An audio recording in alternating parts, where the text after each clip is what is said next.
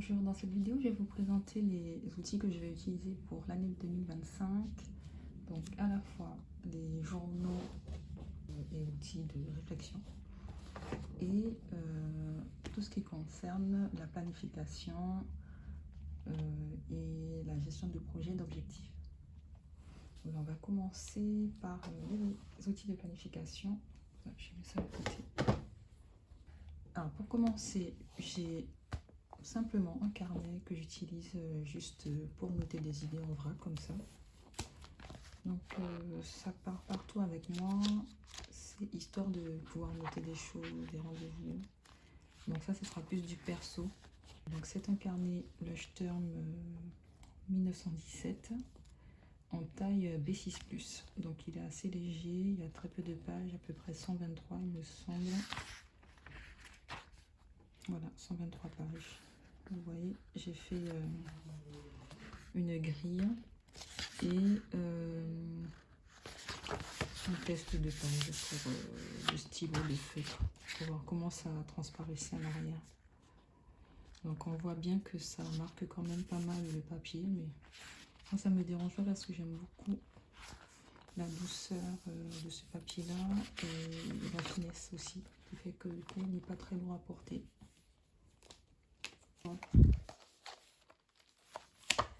C'est un agenda en carnet de la marque Woman Warriors.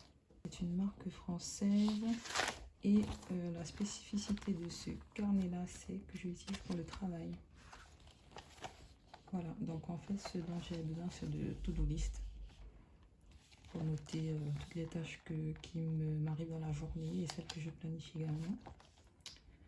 Et des notes, parce qu'on me demande ou on m'informe de beaucoup de choses au cours de la journée. Voilà, c'est assez sympa, le papier est très bien, il est très lisse. Je pense que c'est du 100 grammes peut-être, 100 GSM. Et voilà, du coup je le porte dans mon sac et j'aime bien aussi le fait qu'il soit à spirale, hein, parce que ça m'aide du coup à le poser sur mon bureau sans prendre trop de place. L'outil principal que j'utilise pour moi personnellement et qui reste chez moi, donc c'est mon agenda personnel qui est plutôt un planificateur, je dirais un organiseur de vie, parce qu'en fait je l'ai customisé moi-même. Donc là il se trouve dans une couverture de la marque Motherm que j'ai acheté sur AliExpress d'ailleurs. Donc voilà l'épaisseur de l'agenda comme ça.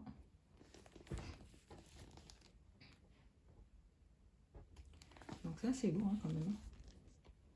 Pour ça je ne l'emmène pas partout avec moi parce que j'ai un sac à dos déjà chargé. Et donc dans cet agenda il y a, donc, excusez la vitrine, elle est très abîmée parce qu'en fait je la portais dans mon sac sans couverture pendant toute l'année dernière en plus de mon agenda professionnel. Et ça s'est abîmé, donc pour l'instant je ne vais pas dépenser, donc je n'achète pas de couverture supplémentaire. Mais voilà, quand mes finances seront mieux, je changerai la couverture pour quelque chose de plus propre. Voilà. Ici, dans ce compartiment, je mets juste tout ce qui est sticker. Voilà, les choses que je peux utiliser pour planifier.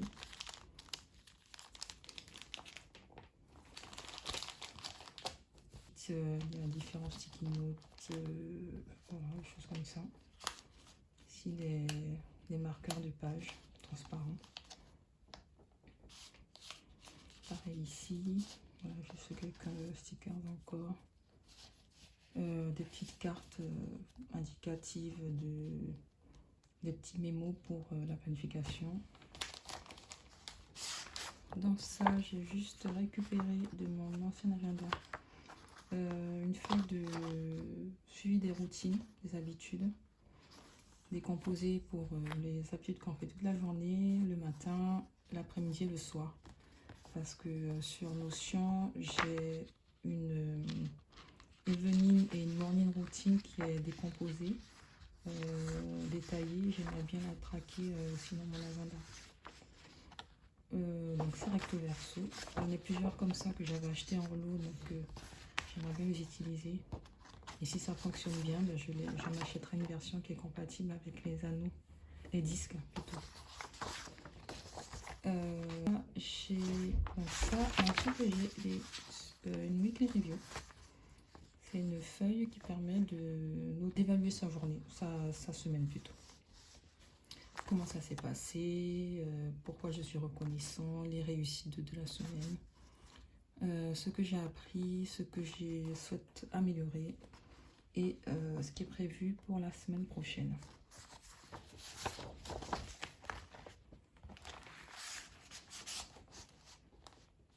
Voilà, donc comme je vous disais, moi j'utilise pour cette année un système à disque. Donc c'est-à-dire que c'est d'une taille qui s'appelle Alpha Later. C'est une taille américaine qui est beaucoup plus allongée que le format A5, mais beaucoup plus réduite que le format A5. Donc, j'ai acheté donc, ce dashboard, cette feuille de papier vélin, une feuille de présentation du contenu. Donc là, c'est séparé par des feuilles transparentes en vélin aussi. Je pense que c'est du 160 grammes. C'est assez épais, mais en même temps, c'est souple, donc ça ne rajoute pas trop de poids supplémentaires dans la janta. En fait. Là, j'ai mon vision board. Là, j'ai 25. Des phrases d'affirmation que je répète le matin. Les valeurs. Et là, ce sont la partie objectif. Que je ne vais pas trop vous montrer là-dedans. Alors là, je passe un peu, mais ce que vous allez voir, c'est que... Ah oui, là, c'est mon mot de l'année, qui est l'ancrage. J'utilise un agenda mensuel avec sur une page, avec juste donc, le calendrier et puis une partie pour le mois. Ici, pour écrire ce qu'il y a dans le mois. Donc c'est recto verso, donc je ne peux pas le séparer par section. Je suis obligée de regrouper tous les mois ensemble. Voilà, c'était ce qui me convenait à ce moment-là. Projet, une page où je peux mettre tous mes petits post-it. Et là, on arrive à la partie calendrier hebdomadaire. Alors là, j'ai mon intention du mois. Donc, c'est une fiche que j'avais préparée pour moi-même, que je mettais dans mon agenda A5. Mais j'ai décidé de l'imprimer, donc de découper. J'essaierai de faire ça plus proprement. Là, j'arrive à la semaine. Donc ici, il y a une présentation générale où j'ai mis juste des citations sympas que j'ai trouvées sur Pinterest. Donc là, c'est la planification de ma semaine. Donc la première semaine de janvier. Assez chargée. Et ensuite, j'arrive aux autres semaines qui ne sont pas encore planifiées. Donc voici la présentation classique, une semaine sur 2 pages, version horizontale avec donc lundi à vendredi ici, samedi, dimanche. Et puis ensuite, ce qui m'intéressait dans cet outil-là, c'était d'avoir les priorités, une section pour noter des choses ou pour mettre un tracker en fait de suivi d'habitude et toutes les tâches. Voilà, c'est cette section priorité qui m'apportait vraiment parce que j'aime beaucoup avoir au moins 3 priorités pour la semaine.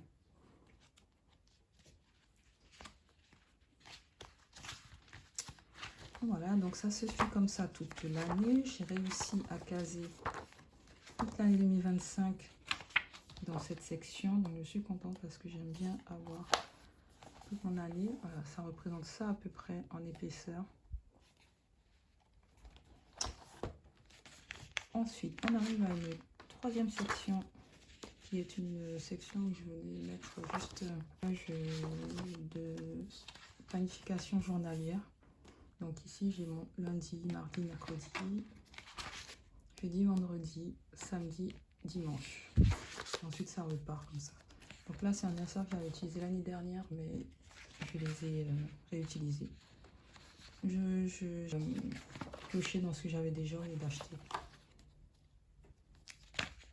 Donc là, on arrive dans une section qui est la section liste. Donc ici, j'ai mon budget de janvier. Je vais essayer d'éviter de montrer tout ça. Un suivi des cycles de ma fille parce qu'elle ne suit pas et j'aimerais bien savoir si je dois l'emmener chez le gynéco. Pouvoir dire au gynéco qu'elle a eu son cycle à telle période, par exemple. Les livres que je cadeau. Acheter un jour, voilà, des choses que j'ai envie d'acheter. D'ailleurs, celui-là, je l'ai fait. Vous le verrez tout à l'heure, c'est un journal. Donc, et ça, ce sont les envies que j'ai. Je voulais faire une liste de 101 rêves, mais je n'ai pas réussi. Je suis arrivée à 57. Donc là, après, j'ai plein de feuilles blanches. Voilà, à la fin, j'ai un autre calendrier annuel. Et j'aimerais mettre ici une chose positive pour chaque mois. Et à la fin, là, j'ai en fait, bien faire ça chaque année. Juste noter toutes les choses importantes qui se sont produites dans l'année 2025. C'est ce que j'ai fait pour 2024. Là. Donc en fait, par exemple, j'ai marqué en 2 juillet qu'il y avait un nouveau frigo. Là, j'ai passé un concours le 14 novembre. C'était les vacances, il y a des anniversaires. Voilà, un avancement d'échelon. Des choses importantes dont j'aimerais me rappeler vite fait comme ça en regardant. Et il y a un code couleur spécifique, donc j'ai marqué ce code couleur ici. Voilà, donc là c'est des trucs qui ne servent à rien. Ça c'est des contacts. Et là c'est des petites choses vite fait comme ça que j'ai marqué. Voilà. Donc ça c'est pour l'outil de planification. Personnel. Alors, on arrive aujourd'hui. Donc, pour l'année 2025, je vais utiliser ou continuer à utiliser une chose, un journal. Donc, où je vais noter toutes mes pensées, les choses qui me viennent à l'esprit ou quand je suis stressée, voilà. Mes gratitudes, etc. Dans un cahier Moleskine journalier, 18 mois. Donc, j'ai commencé ça en septembre. Vite fait des petits phrases que j'ai utilisées pour qu'il n'y ait pas que de l'écriture sur la page, sinon ça donne pas envie. Donc là, c'est comme ça. Il y a des mois qu'on n'utilise jamais. C'est vrai que j'aurais pu mettre là un souvenir marquant du mois, par exemple.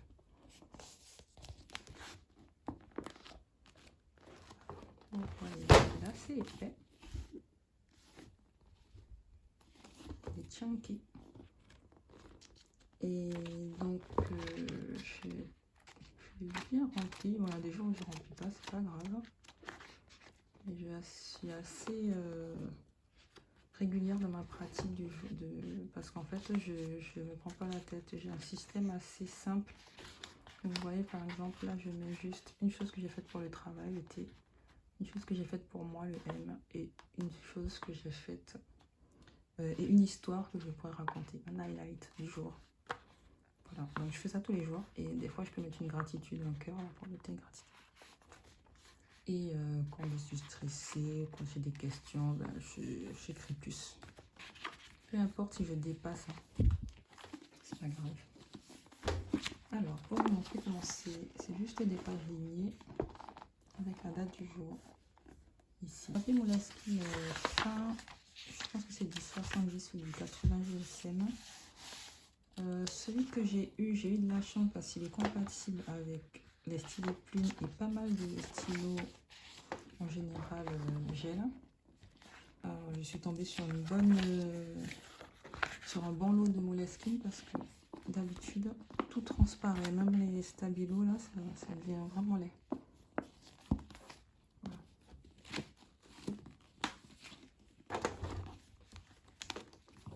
Le deuxième journal que je vais utiliser, le journal de 100 jours,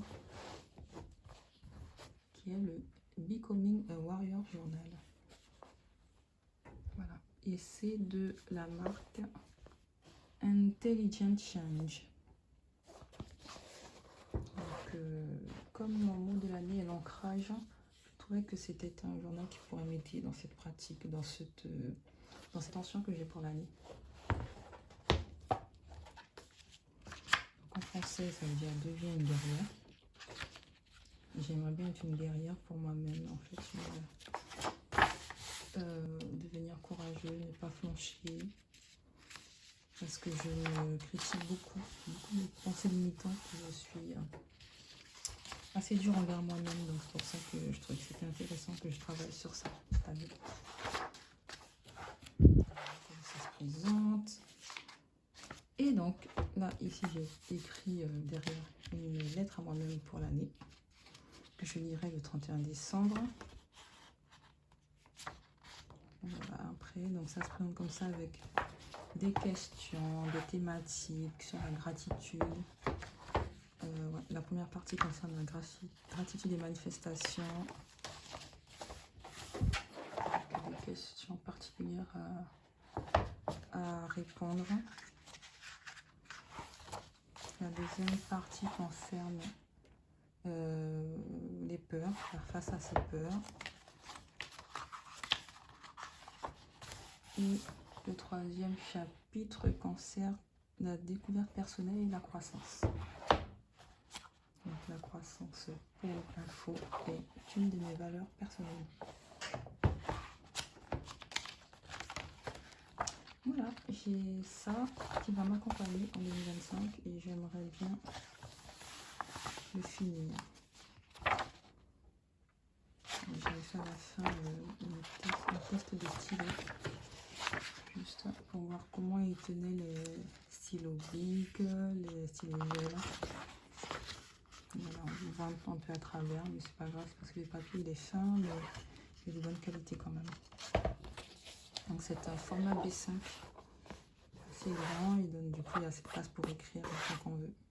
Surtout moi qui écris gros.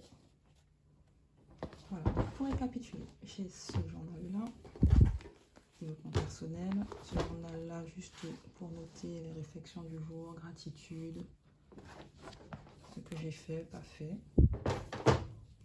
Ensuite, j'ai mon agenda, Alpha Letter à disque,